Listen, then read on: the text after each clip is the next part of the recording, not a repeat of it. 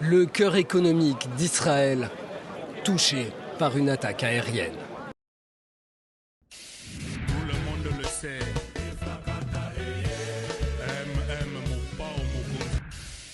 Bonjour mesdames et messieurs, bienvenue sur ma chaîne. Alors, pour cette vidéo, on va s'intéresser à ce qui s'est passé à Israël cette nuit. Avant de commencer, partagez, likez, commentez pour aider la chaîne à grandir, à lutter contre le shadow banning et le signalement des vidéos. C'est parti. Le cœur économique d'Israël, touché par une attaque aérienne. Tôt ce matin, le personnel d'urgence de la police a été informé d'une explosion qui s'est produite ici, au cœur de Tel Aviv, dans un immeuble qui se trouve juste derrière moi. Le personnel d'urgence s'est précipité sur les lieux, y compris les démineurs qui travaillent toujours sur place pour enquêter sur ce qui s'est passé exactement. À ce stade, nous demandons au public de rester à l'écart de cette zone. Voici le moment de l'explosion. Certains témoins affirment avoir entendu un drone. Vers 3h15, on a entendu une explosion forte. Ma fenêtre était ouverte. On savait que c'était un drone parce qu'on a entendu le bourdonnement caractéristique. Les Houthis yéménites revendiquent cette attaque et affirment qu'ils ont utilisé un drone indétectable. Dans cette opération a été utilisé un drone nouveau qui s'appelle Jaffa, capable de contourner les systèmes d'interception et impossible à détecter avec des radars. L'armée israélienne, en revanche, affirme avoir bien détecté un drone de très grande taille, selon elle, qui n'a pas été intercepté à cause d'une erreur humaine. Depuis le 7 octobre, le mouvement Houthi allié de l'Iran déclare soutenir le peuple palestinien et mène des attaques régulières, principalement contre des navires en mer Rouge liés selon lui à Israël. Mais c'est la première fois que les Houthis parviennent à atteindre la ville de Tel Aviv. Alors, doit-on dire ce que les chaînes ou les médias occidentaux disaient de la Russie quand il y a eu des drones qui ont touché la Russie? Doit-on dire que la guerre arrive à Tel Aviv? Et si la guerre arrive à Tel Aviv, devons-nous être choqués? Parce que on rappelle que c'est simple, si je fais Média France 24 et que je clique ici, ouais, là on a l'actualité d'Israël. Si on descend, je suis certain qu'on n'aura pas besoin d'aller beaucoup trop loin sans qu'il y ait une actualité par rapport à Gaza. Et ici, vous avez des milliers d'enfants usés par la guerre. Moi, quand je vois cette actualité, je suis inquiet pour Israël.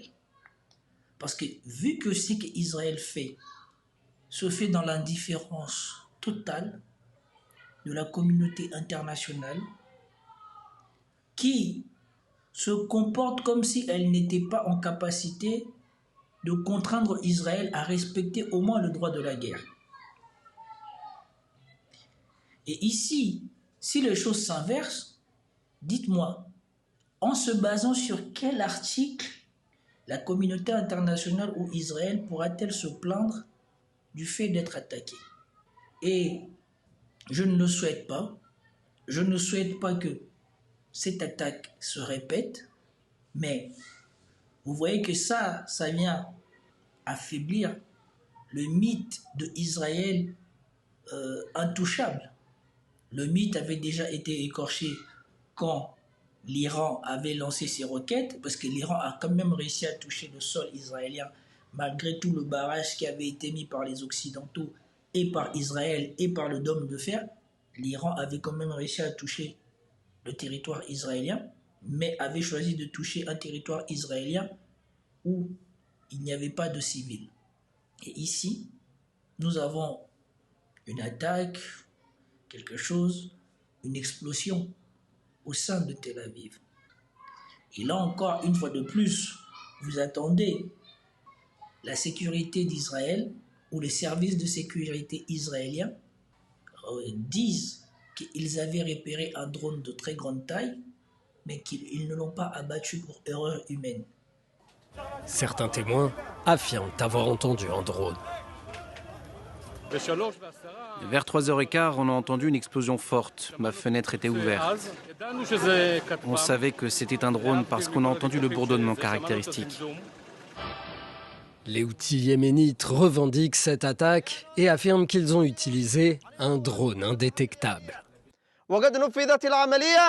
Dans cette opération a été utilisé un drone nouveau qui s'appelle Jaffa, capable de contourner les systèmes d'interception et impossible à détecter avec des radars.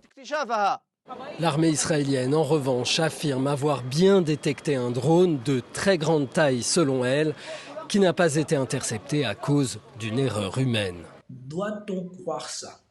Peut-on croire ça? Quand on sait que les soldats de Tsahal ont tué leurs propres otages quand ces otages essaient de venir à eux. Doit-on ou peut-on croire que ces gens-là, qui sont en état de guerre et qui tirent sur tout ce qui bouge, sont capables de laisser un objet non identifié rentrer dans l'espace aérien israélien sans l'abattre? Donc, sont-ils en train de faire du damage control en essayant de donner aux Israéliens l'illusion de la sécurité, ou ce qu'ils sont en train de dire serait-il avéré? Moi, ici, je vois l'ironie, parce qu'apparemment, les gens en Israël soutiennent Netanyahou et font fi de ne pas voir le mal que fait Netanyahou à Gaza, parce que ils ne voient pas la guerre chez eux. Ils ne voient pas les leurs mourir.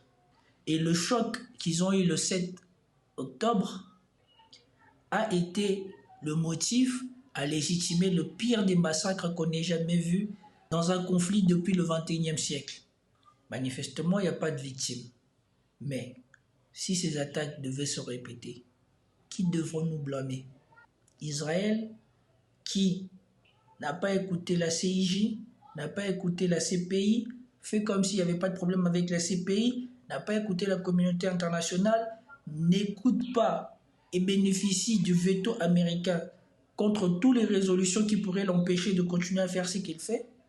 Si aujourd'hui, les Houthis, comme on les appelle, commencent à s'en prendre à Israël, pensez-vous qu'à part les Occidentaux, quelqu'un d'autre devrait avoir de la peine pour ce qui va arriver à Israël? Et c'est là que le bas blesse.